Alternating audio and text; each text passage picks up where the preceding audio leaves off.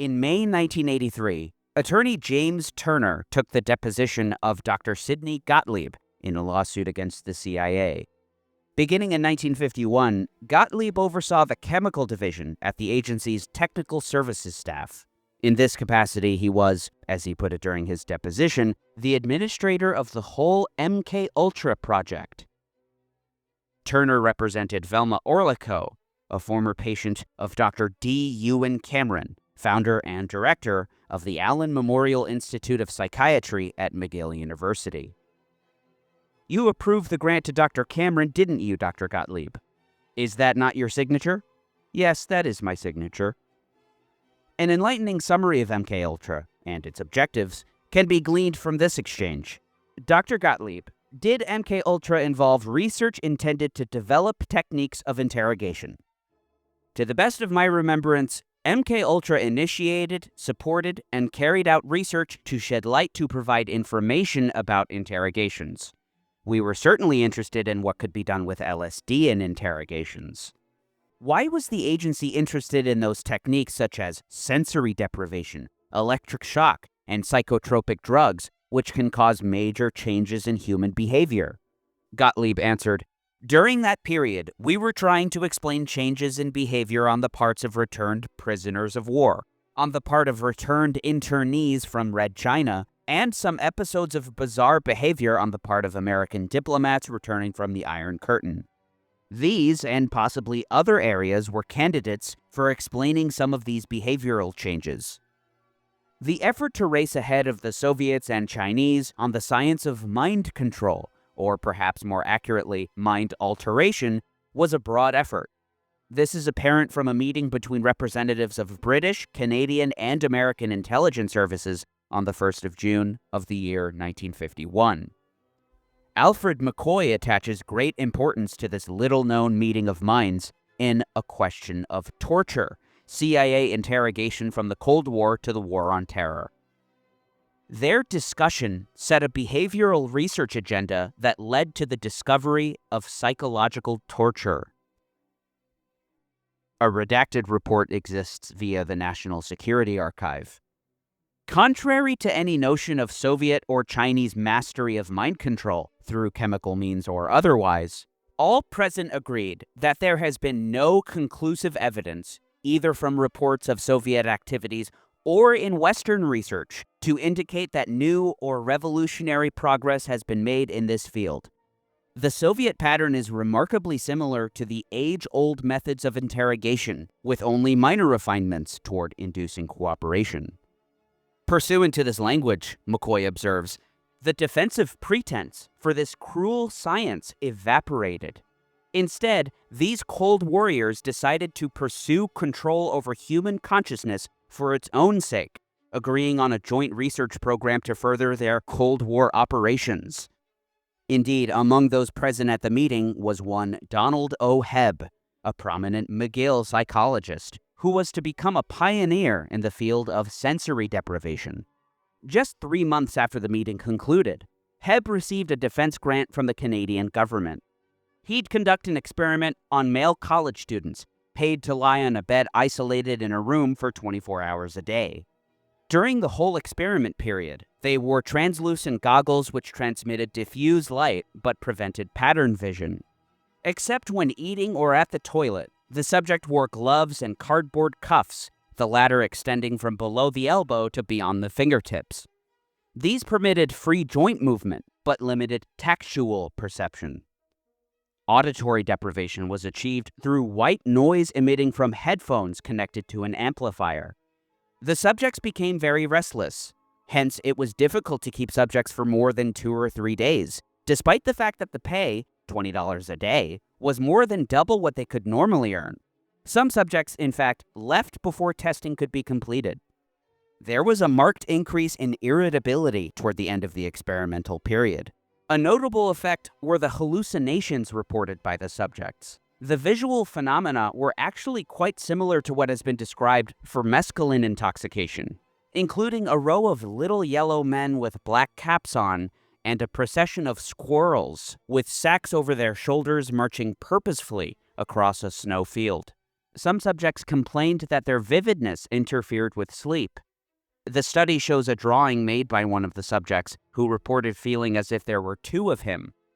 The results of Hebb's research were published in a 1954 issue of the Canadian Journal of Psychology, tellingly, in a special Defense Research Studies issue, sponsored by the Defense Research Board. Though this study claimed to be concerned with monotonous conditions and lapses of attention which may explain railroad and highway accidents, Hebb himself later admitted that the work we have done at McGill University began, actually, with the problem of brainwashing. We were not permitted to say so in the first publishing. McCoy explains the study in context. Though these results might seem, at first glance, benign if not banal, once refined by further testing, the research discovered a human mental equilibrium so delicate that just a few simple tools, goggles, gloves, and a foam pillow, could induce a state akin to acute psychosis in many subjects within just 48 hours. The implications of this small experiment for both cognitive science and CIA interrogation were in fact profound. Naomi Klein in The Shock Doctrine reveals, a copy of Hebb's major study was sent to the CIA, as well as 41 copies to the U.S. Navy and 42 copies to the U.S. Army. The CIA also directly monitored the findings via one of Hebb's student researchers, Maitland Baldwin, who, unbeknownst to Hebb, was reporting to the agency. In the last interview he gave before his death in 1985, Hebb said, "It was clear when we made our report to the Defense Research Board that we were describing formidable interrogation techniques." McCoy observes that the CIA's psychological brinkmanship would not have been possible without the relevant academics in the field of psychology, indeed calling them the most militarized among the social or biological sciences. Psychology already had a professional mindset that made it a natural CIA ally in the search for new interrogation techniques. Further, the American Psychological Association hosted a division of military psychology, which did Pentagon research, producing such papers as Analyzing the Group Structures of Combat Rifle Squads and Group Effectiveness in Bomber Crews. At the Cold War's peak in the 1950s, the agency cultivated an intimate relationship with this academic discipline, providing critical funding, flying plane loads of psychologists to international conferences, and monitoring the annual meetings of the American Psychological Association for useful papers. One of the main conduits for funding being the Bureau of Social Science Research. The convergence and collaboration between psychology and intelligence is evident in the manipulation of human behavior, comprising a collection of papers from prominent psychologists. Its chapters include the use of drugs in interrogation, the potential uses of hypnosis in interrogation, and the physiological state of the interrogation subject as it affects brain function, where one Lawrence Hinkle Jr. writes, "The effect of isolation upon the brain function of the prisoner is much like that which occurs if he is beaten, starved, or deprived of sleep." Hinkle would be cited extensively in the CIA's infamous Kubark Interrogation Manual from 1963.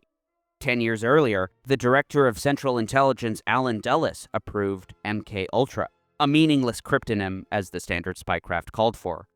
With the destruction of numberless MKUltra files in 1973, on the orders of CIA Director Richard Helms, it's quite impossible to know with any certainty the extent to which this testing occurred, where it occurred, whether other deaths occurred, and so on.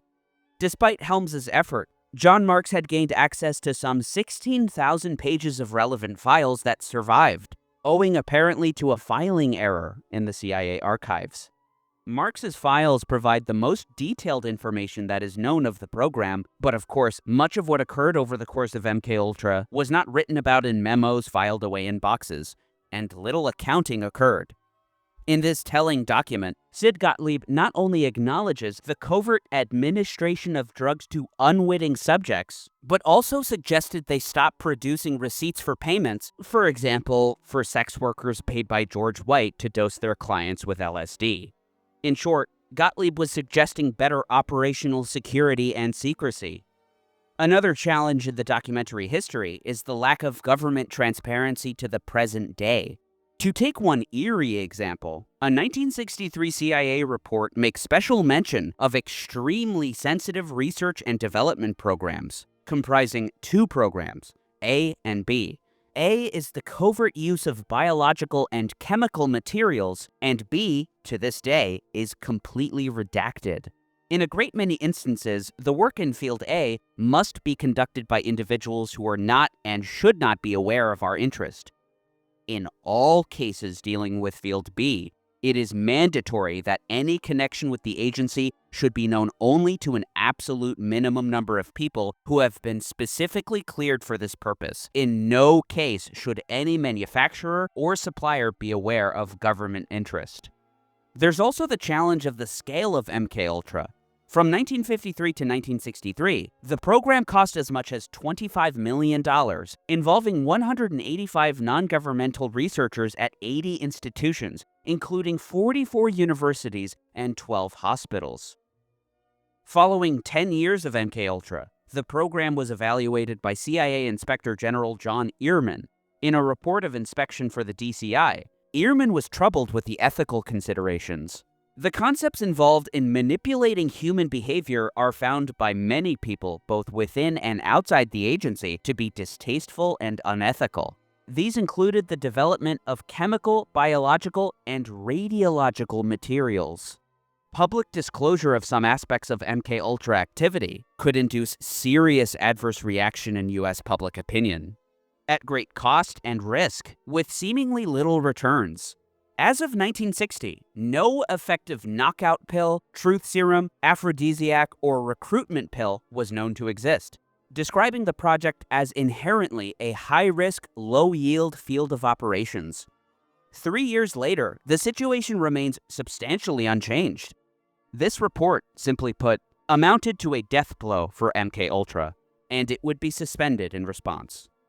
Though this mattered little in the broader history of CIA interrogation, as by then, the agency had already learned much of what they needed to know. In a Senate hearing, John Gittinger, a CIA staff psychologist, explained that by 1962 and 1963, the general idea that we were able to come up with is that brainwashing was largely a process of isolating a human being, keeping him out of contact, putting him under long stress in relationship to interviewing and interrogation, and that they could produce any change that way without having to resort to any kind of esoteric means.